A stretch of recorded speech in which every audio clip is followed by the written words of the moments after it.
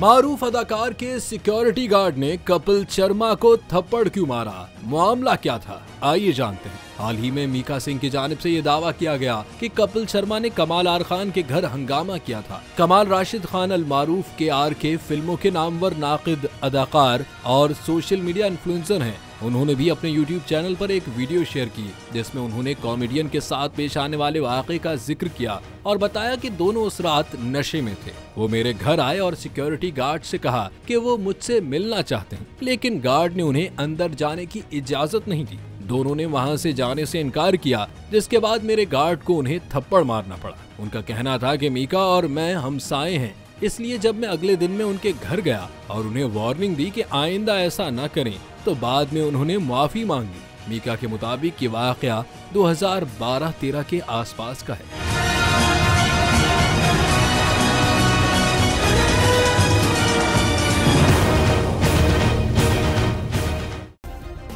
Subscribe करें और bell दबाएं ताकि कोई खबर रह न जाए।